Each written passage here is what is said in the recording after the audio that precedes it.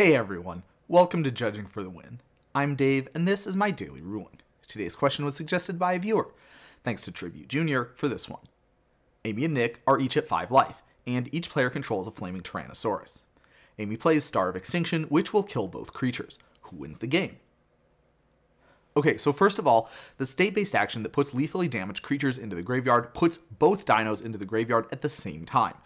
Based on that information, it might seem like the fairest thing to have happen would be for the game to be a draw, but it turns out that both players will not take damage from the flaming Tyrannosaurus abilities at the same time, because that's a triggered ability, and triggered abilities use the stack. Even though each player's ability triggered at the exact same time from the exact same game event, they can't go onto the stack at the same time. The stack needs to have an order for everything that's on it. So how do we determine this order? The answer comes from this rule here.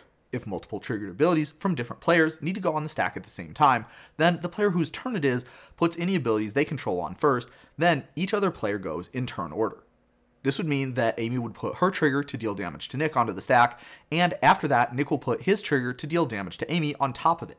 Because Amy takes lethal damage first, Nick will win the game, and the trigger that would have killed him will still be on the stack waiting to resolve.